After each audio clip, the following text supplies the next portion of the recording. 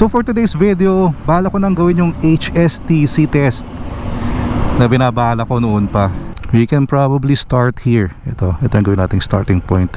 So gaspol lang kaagad para accurate, or at least same yung dalawang run. So unang run, HSTC on pa to, and then second run we'll do HSTC off.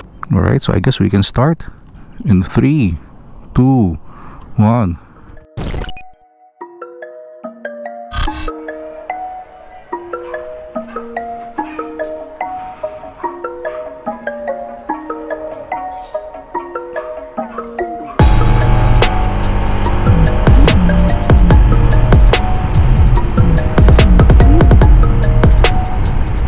Okay, good afternoon everyone. Welcome to Newbie Rides.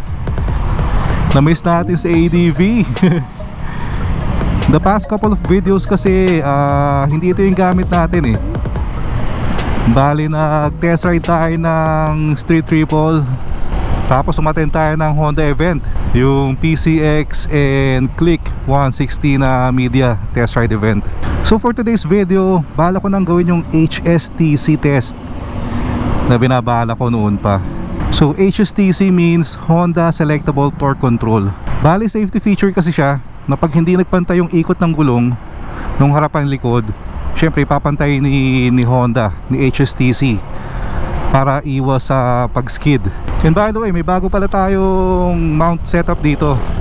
Before kasi nilalagay ko sa front cam yung 360, pero recently nabenta ko na yung Insta natin, Insta 360 X3. So ang plano ko na lang na ilagay dito sa harapan regular action cam lang, like a GoPro. Kaya lang wala pa tayong extra camera sa ngayon, kaya wala pa tayong malagay. Pero niready ko na. Naka quick release na rin to na Ulanzi. Baka pala napapansin nyo rin, bago yung gloves natin. Kasi yan sa mga bago nating na-discover sa TikTok. Dami ka rin talaga makikita magandang magagandang items, gear na hindi masyadong kamahalan. Alam nyo naman ako, mahilig ako sa riding gloves. So I wanted to try this out, kung kaya niyang sumabay dun sa mga mas mamahaling brands.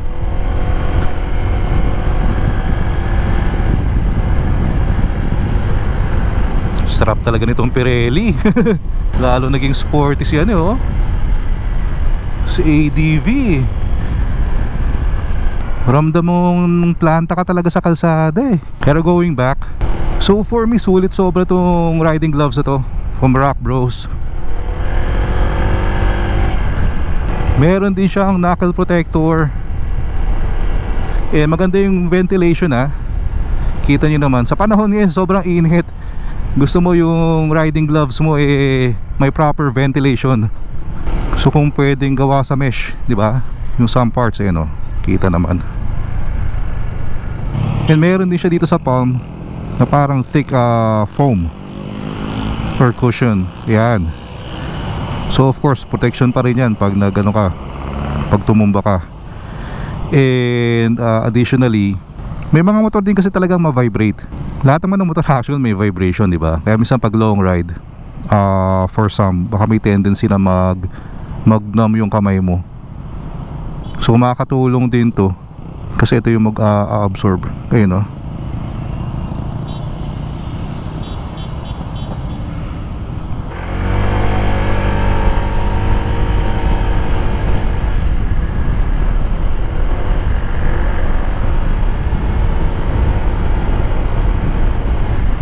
And another thing pala na nagustuhan ko dito, hindi ko lang ma-demo ngayon.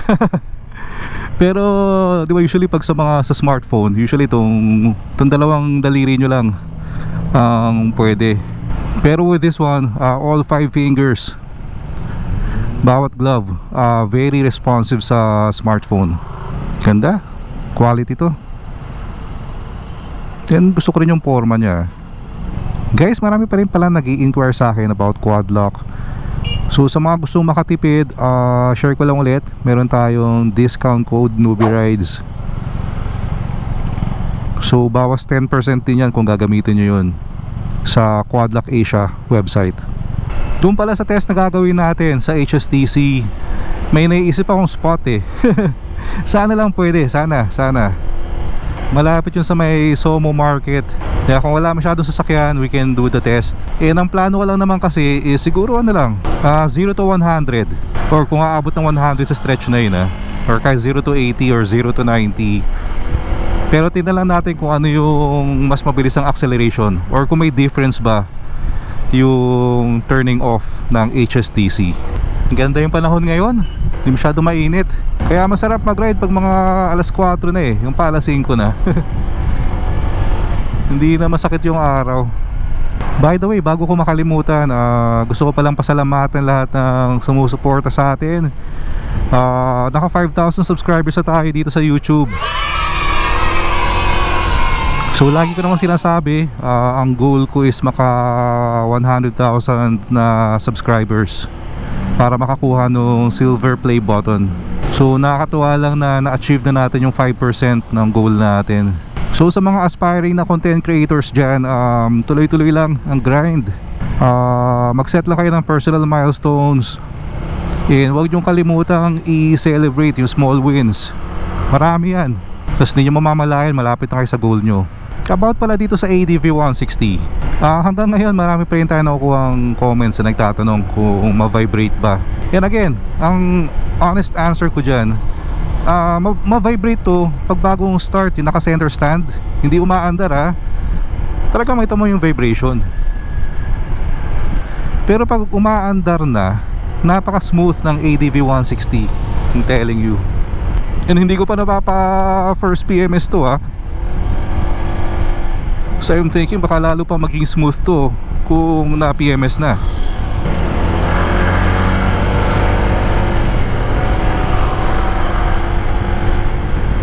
Yun, clear. Ito pag naka HSTC on, sagad, gaspol na. Medyo mabagal lang yung akit niya ng 100 no. Hihintayin mo. So yun yung gusto natin makita kung naka HSTC off, kung mas mabilis ang arangkada. Kasi pure stock pa to yung panggilid natin. Syempre once mag-upgrade ka na kasi ng panggilid mo, matitweak mo na yan matotono mo na kung ano yung gusto mo. Kung gusto mong lakasan yung arangkada, yung gitna, o yung pangdulo. Eventually naman, knowing me, magka-upgrade din tayo ng panggilid. Pero sa ngayon siguro gusto pa natin pagsawaan yung stock muna. Kasi ang belief ko dyan, once may galawin ka na, laging may mako-compromise Like for example, mag-upgrade ka ng panggilid mo, bibilis nga, pero I'm pretty sure baka may maapektuhang iba Like for example, yung gas consumption mo, or baka yung longevity nung panggilid mo baka mas maigsi na, di ba? Kaya gusto ko muna ang pagsawaan yung stock. Enjoy pa naman ako sa stock, hindi naman ako nabibitin. Syempre sa lahat naman na nagmomotor may mga times na bibira ka Pero ako kasi mas madalas yung chill ride ko. Kasi kung gusto ko talaga ng mabilisan, meron mang Z9 doon mo talaga maki-scratch siguro yung itch kung gusto mong humataw. Itong ADV binili naman natin pang chill ride talaga.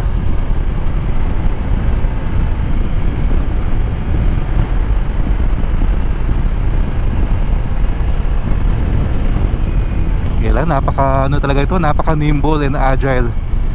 Parang hindi adventure scooter For me, if there's one word to describe yung handling, sporty Dito yung papuntang Foresta Cafe dito sa Villar City. Kaso hindi ko pa natatry dalhin si ADV dyan.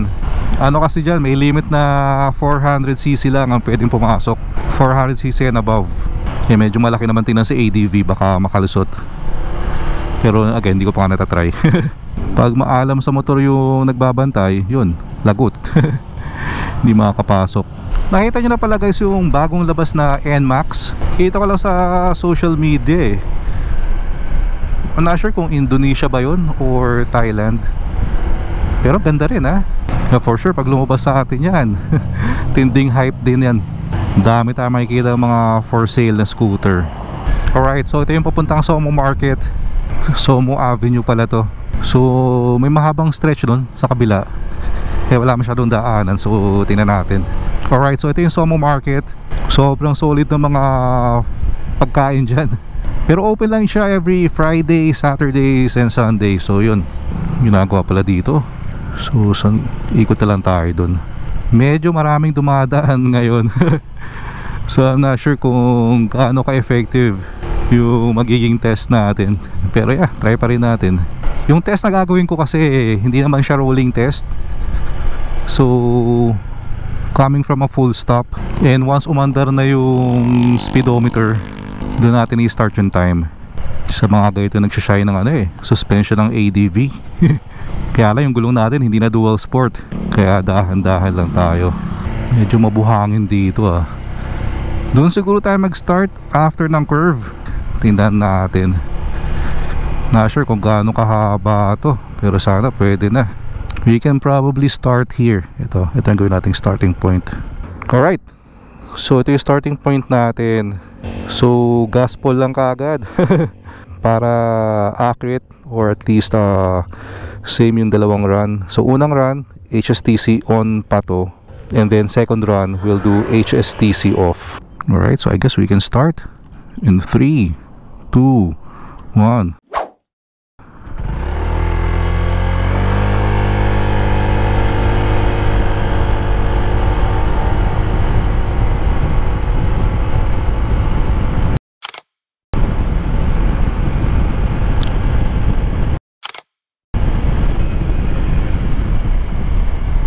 Try natin hanggang dulo sa slowdown.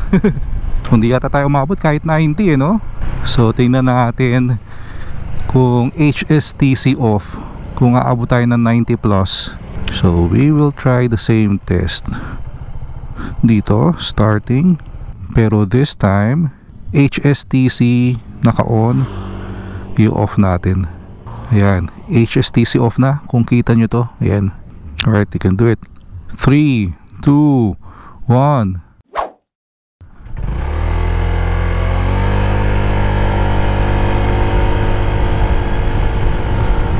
So again, hanggang tayo sa slowdown.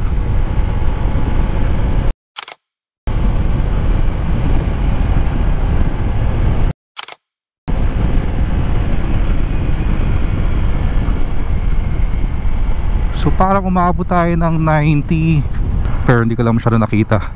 Maliwanag pa naman. Siguro we can do a couple more runs. Sabi kasi pag paahon or yung mga matitinding ahonan, kailangan mong i-off yung HSTC para mas lumakas yung hatak. So I'm not sure kung same din ba siya kung patag naman, kung flat naman.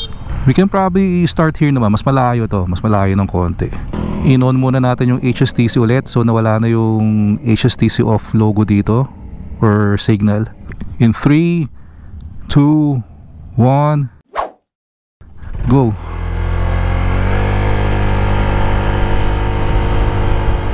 Sagad na yan guys. Let's see. Hanggang dun lang ulit sa slowdown.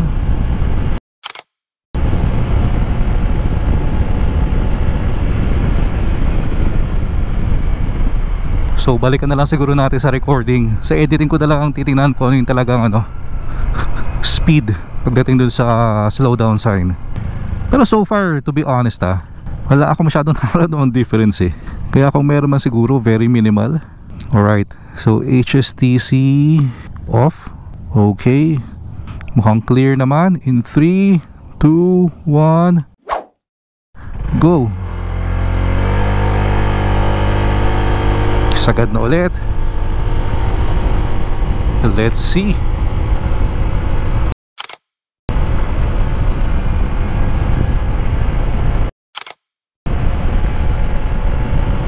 Slow down.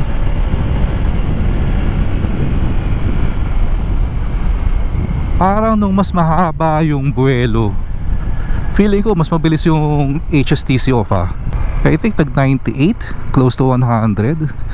Yeah, so siguro meron yung difference, pero for me, very minimal. And baka mas mararamdaman mo siguro kung yun nga yung mga paahon na matindi talaga. Pero for me, kung sa flat road naman, I'd rather na i-turn on nyo na lang yung HSTC para nandun yung safety feature na yon kung kailanganin. Kung gusto nyo talagang bumakbak or lumakas yung arangkada, upgrade na ng panggilid. Diba? Alright. So excited na akong edit to para makita natin. So ang gagawin ko pala dito, hindi ko kukunin yung top speed pagdating dito kasi mahirap kunin yung sakto eh, di ba? Hindi ko makikita yung line. So ang gagawin ko, I'll use a timer na lang and tingnan natin dun sa 4 na run kung ano yung pinakamabilis kong na-achieve. Siguro 80 or 90 kung umabot, para apples to apples yung comparison. Napaka perfect nitong ADV kung city riding, kung pang daily nyo. Huwag lang siguro kayo makikinig doon sa mga nagsasabing mabagal ang ADV. Yun yung mga magbabanggit ng ibang scooter eh. Kaya sa totoo lang naman, kung isa-city riding mo yan, wala na masyadong bearing yung top speed or yung arangkada. Not unless itatrack mo yan or the drag race mo. Pero kung same traffic naman yung dadaanan nyo, ganun din eh. Same banana eh. Mag-aabot din naman kayo. Try kaya natin pumasok. Try lang, testing lang. Testingin lang natin ah. Kung sisitahin tayo, edi ikot. Pero at least malaman natin kung pwede, di ba? Kung papayagan yung mga hindi naman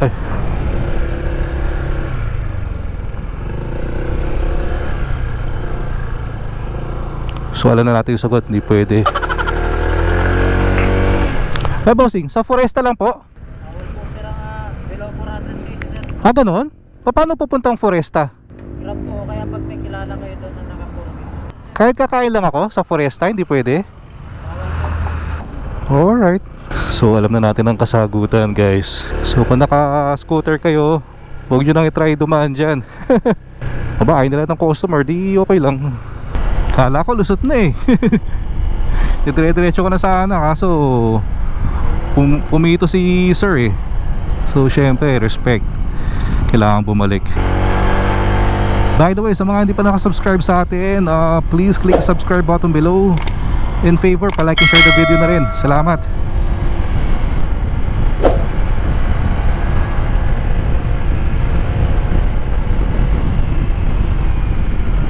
Hindi mo naman kailangan mag HSTC off pa. Kahit ako yung HSTC goods naman. And for me pakiramdam ko mula nung nagpalit ako ng Pirelli Angel na tire, parang mas gumanda pa lalo yung takbo, yung hatak, yung arangkada. So I'm thinking dahil siguro mas maganda yung traction, mas maganda yung kapit. Alright, so maraming salamat sa mga nag-join sa atin today. Sana nagustuhan nyo yung test na ginawa natin. And kung meron kayong gustong makitang ADV content in the future, please feel free to comment it down below. Kung kaya naman, of course, gagawin natin yan. Alright, so kita-kits tayo sa next one. Ingat kayo lahat palagi. Always ride safe. Peace out.